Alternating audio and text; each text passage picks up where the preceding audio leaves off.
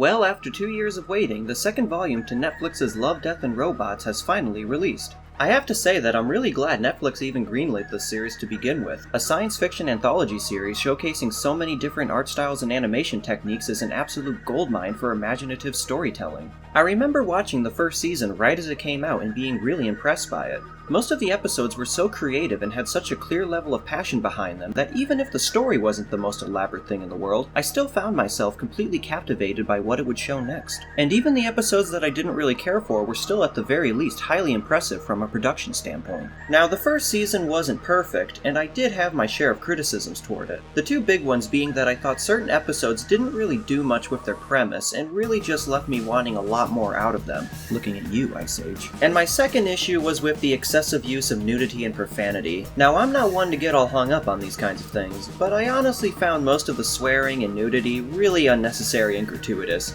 and in some cases outright distracting from the rest of the episode. And I feel like the writers felt the same way this time around, because the vulgarity this season was really toned down in comparison to the first. So, what did I think about the second season overall? It was alright. That's not to say that I disliked any of the episodes. In fact, I thought this season felt way more consistent in terms of quality. But I couldn't help but shake the feeling that this volume was missing that extra level of spark that the first one had. Part of the reason why is probably that this season only had 8 episodes compared to the first, which had 18, which was a little disappointing, but given the circumstances of, well, everything, it's understandable. Regardless, I still found most of the episodes rather enjoyable, and I'm still keen on sharing my thoughts on them. Given the anthological nature of the series, I thought it would be best to rank the episodes from my least favorite to most, going over each one in individual detail and discussing how well they resonated with me. Now keep in mind, these are simply my personal, subjective opinions. Just because I may or may not like something doesn't mean you should either. It's okay to have completely different tastes than me. Also, just a heads up that this video will contain spoilers. Alright, with that disclaimer out of the way, let's get started. Michael B. Jordan lies completely still so a robot won't give him a seizure. That's it. That's the plot. Well, okay, there's a little more to it than that, but this episode really doesn't have much going for it aside from a really painful hand crush.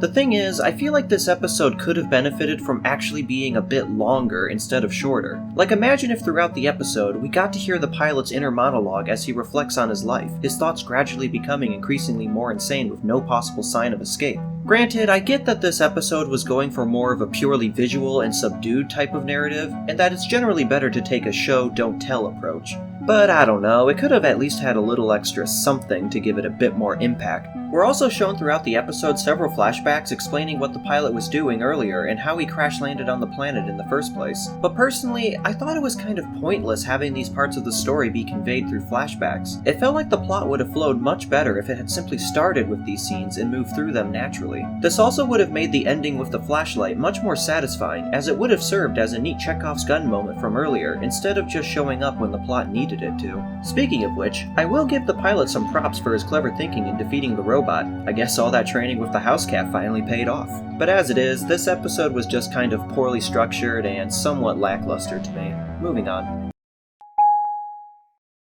Funny how the two episodes about being trapped with a killer robot both ended up at the bottom of the list. But in all honesty, I actually enjoyed this episode quite a bit, if for no other reason than it had way more personality in it than Life Hutch. I'll admit the design of the humans was rather off-putting at first, but I did eventually get used to it at least. The central focus of this one was in its humor, and while the idea of watching an elderly woman and her dog struggle to escape from a murderous Roomba might be terrifying in another context, the completely unhelpful automatic service call heard throughout the episode helps keep things relatively comedic. Hello, you've reached the Navy's automated phone service.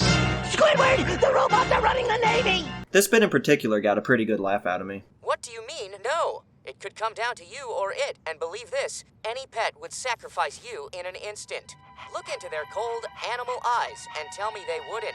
The design of the robots were pretty cool, although maybe that's just because I'm a sucker for minimalism. And really, that's all you can pretty much say about this one. It's good for a few chuckles, but there's really not much else going on here. It's simple, funny, and to the point.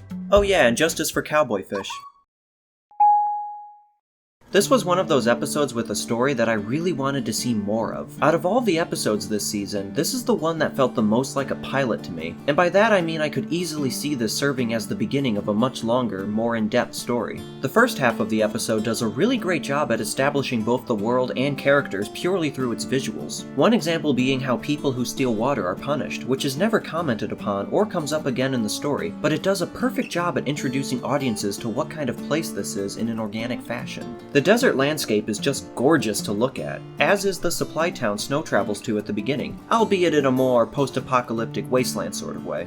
Quick aside, but I really like the design of these skin-flayed looking aliens. They're so creepy, I love it. Even Snow's hideout has a pleasant level of visual comfort to it. Its pristine and open look help emphasize how much of an oasis it is in contrast to the much dirtier and cramped town from before. The fight sequence at the end was pretty well choreographed and animated. I liked how the bounty hunters weren't just mindless goons, but had an actual sense of camaraderie with one another. Likewise, the relationship between Snow and Harold, while a little rushed, does feel more natural in hindsight. The reveal that Harold was actually an android was beautifully animated and a neat twist, although I did kind of see it coming. I also feel like this episode best demonstrates just how much more restraint this season had regarding nudity, because you know for a fact that if this was a Season 1 episode, this scene would have been shown in way more detail. Really, my only complaint with this episode was that I wasn't ready for it to end yet. As is, Snow in the Desert is a cool short story providing just a brief glimpse into the lives of these intriguing characters.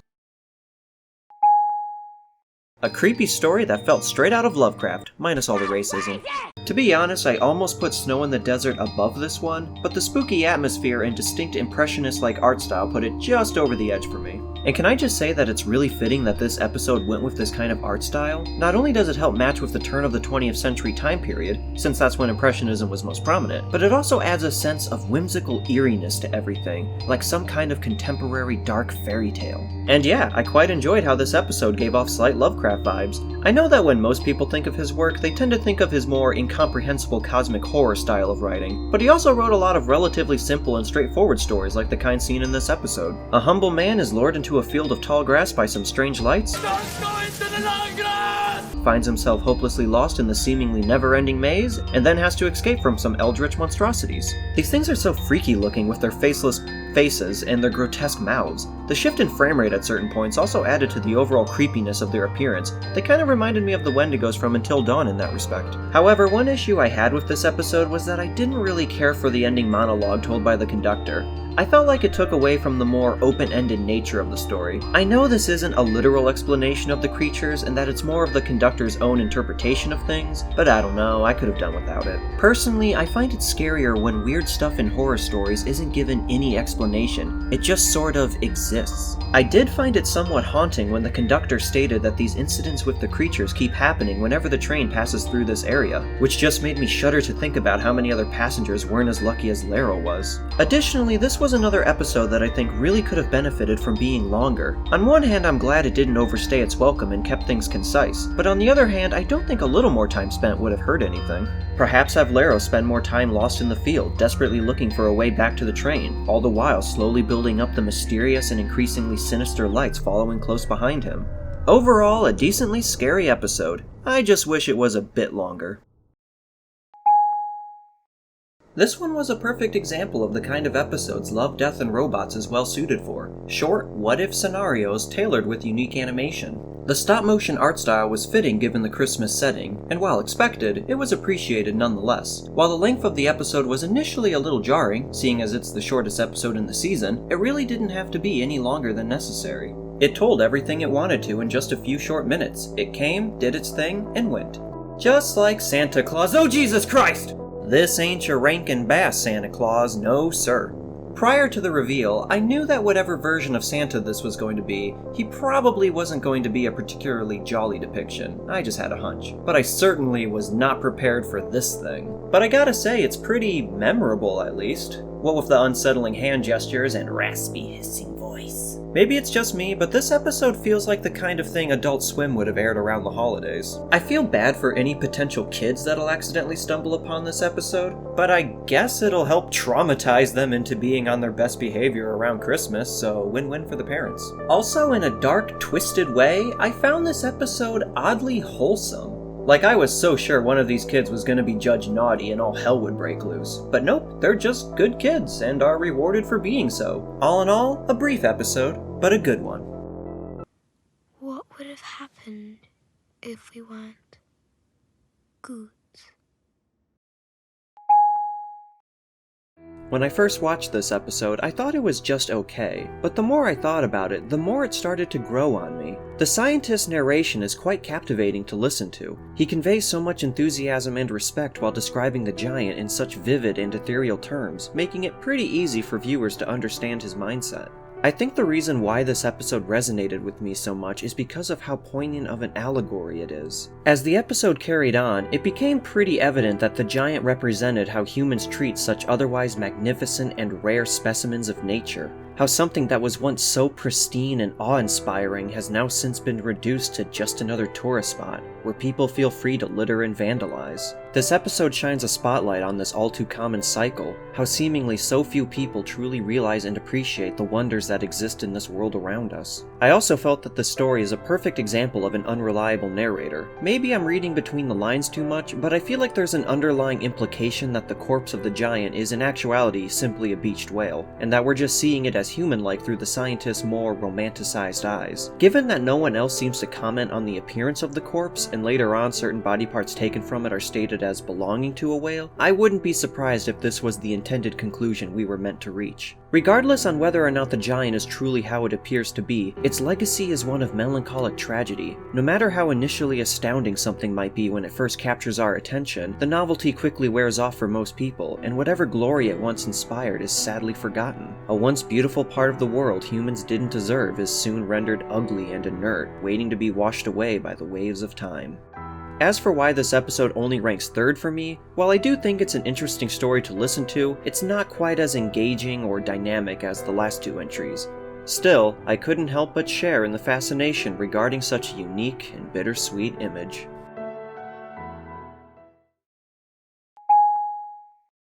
A cyberpunk noir-like story with emotional and depressing self-reflection? Yes, please! Much like All Through the House, Pop Squad takes full advantage of the anthology format by managing to tell a complete and fulfilling story in a short time without the need to connect to a larger plot. Part of the reason I rank Snow in the Desert relatively low despite liking it a lot was because it felt a little incomplete, to me at least. Like it was simply one chapter in a bigger story. But here, everything seems so well thought out and elaborated on all the way to a fitting conclusion. It's not easy to make one sympathize with a protagonist whose job it is to literally murder children, but the writing does a phenomenal job at showing Briggs's inner turmoil and dissatisfaction with those around him. His struggle with coming to terms with the ethics surrounding his occupation and lack of fulfillment with everlasting life all feels completely real and natural, not once feeling cheap or rushed. I should point out that protagonist does not necessarily mean a morally good person. It simply refers to the character whose perspective the story is mainly centered around. As viewers, we only express empathy towards Briggs because we're aware of his growing reluctance in carrying out his mission, but for the parents who get caught by authorities, Briggs is not a good person. This episode also does a wonderful job at describing its world without direct dialogue or exposition. Pieces of how and why the setting operates as it does are never explicitly explained. All that matters to the story is that they exist, and it encourages viewers to come to their own realizations. The concept of a dystopia where humans have achieved immortality, but in doing so have made becoming a parent illegal to the point where kids have to be straight up executed is such a dark yet fascinating idea to me. When Briggs questions a mother at the end as to why she chose to forego living forever in order to raise a daughter, her explanation that she would rather create something new capable of experiencing the world in a way the immortal adults no longer can was both beautiful and heart-wrenching. So long as immortality exists, the world will forever remain cold and dead to those who have long since grown numb to it. The recurring symbolism of dinosaurs throughout the episode is appropriate, given that by the end, Briggs reaches the conclusion that perhaps it's time for someone like him to die out in order to make room for something new, sacrificing himself by killing his own partner in order to protect an innocent child.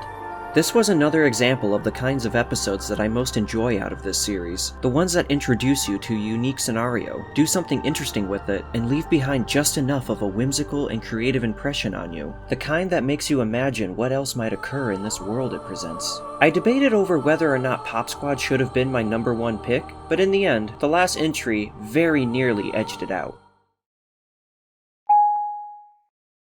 Out of all the other episodes this season, Ice was the one that struck the biggest chord with me.